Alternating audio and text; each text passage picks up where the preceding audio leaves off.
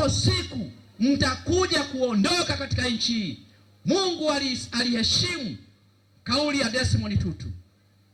Baadaye utawala wa Afrika Kusini ulianguka, umeanguka, hautakuja kusimama tena. Ule utawala baguzi wa rangi hautakuja kusimama tena.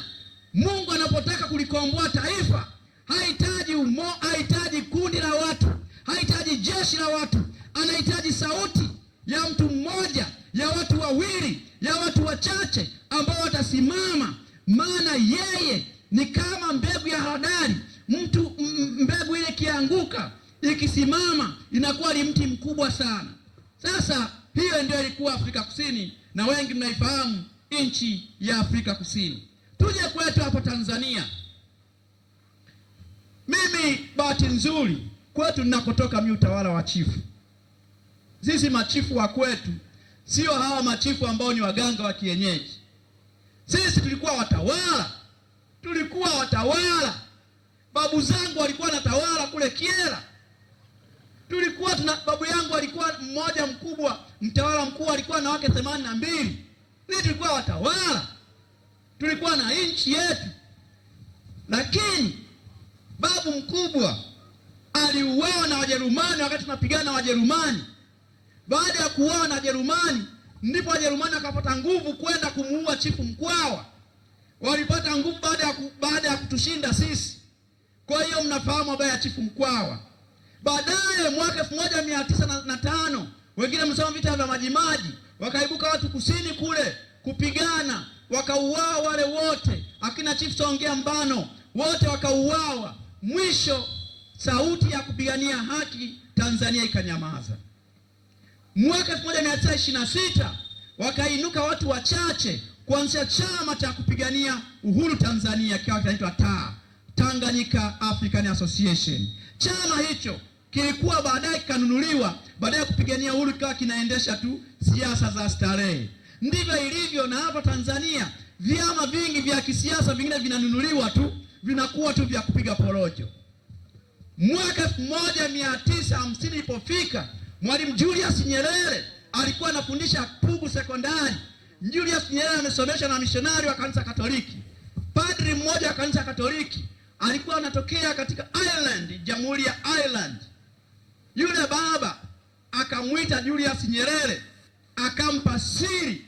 Mishonari padri wa kanisa Katoliki akamwambia Julius Nyerere, nchi yenu hii iko chini ya Umoja wa Mataifa. Akampa siri ya kupata uhuru wa Tanganyika pasipo kumwaga damu.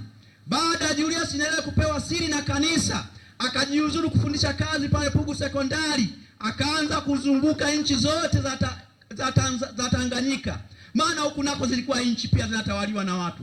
Alifika hadi kwetu kule mwaka 1959, akaomba kibali, sisi tukachukua mamlaka yetu kuikabidhi TANU ili tuunganishe. Kwa hiyo Nyerere akaenda mpaka Umoja wa Mataifa kuambia watu kwamba tuko tayari. Ndio maana Tanganyika tukapata uhuru bila ya kumwaga damu, kwa sababu Nyerere alipewa siri na kanisa, njia nzuri ya kupata uhuru bila kumwaga damu. Na Tanganyika ni nchi katika ukanda huu iliyopata uhuru bila ya kumwaga damu. Tuliendelea katika hali hiyo, mambo yakabadilika. Tulianza vizuri sana, heshima ya nchi yetu ilikuwa kubwa sana. Tanganyika ilikuwa sehemu ya kukimbilia, ilikuwa na makimbilio kila sehemu. Hata hapa ilikuwa makao makuu ya nchi hizo, mstari wa mbele wote wamekuja kwetu hapa. Nchi ilikuwa inapigiwa mfano. Nchi ilikuwa ni nchi yenye heshima duniani. Wengine tuliwahi kwenda huko, tumewahi kuishi huko, tunaulizwa habari ya Julius Nyerere.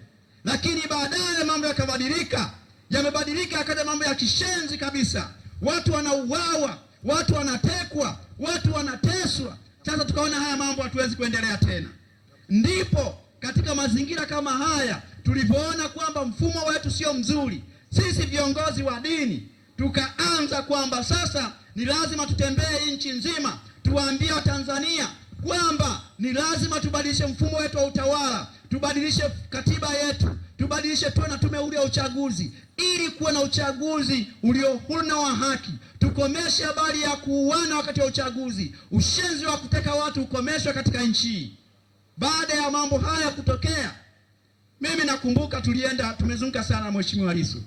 Amepigwa mabomu pale Singida nikiwa na pale Mbinga nikiwa naye. Amekamatwa nikiwa naye. Tuliporudi kanisa likashindwa kuvumilia. Askofu wa kanisa jimbo la Lindi, kanisa Katoliki, ambaye pia ni rais wa baraza la maaskofu Tanzania, kanisa Katoliki, Baba Pisa, alisema bila kumung'unya maneno, akasema Lissu aachiliwe bila masharti yoyote, na akasema lazima tuandike mfumo mpya, tuweke haki katika nchi hii. Haikuwa haijatulia.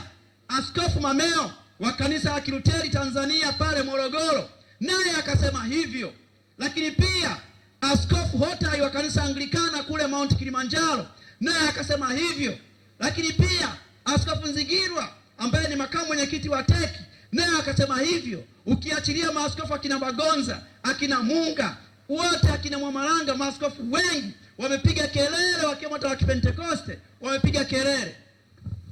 Lakini badala ya kukaa kuangalia, ndani ya muda mfupi katibu mkuu wa baraza la maaskofu Tanzania Baba Padri Kitima amevamiwa katika nyumba ya kanisa, katika jengo la kanisa, amepigwa kitu kizito kichwani. Lengo lake itaka kuwamuue.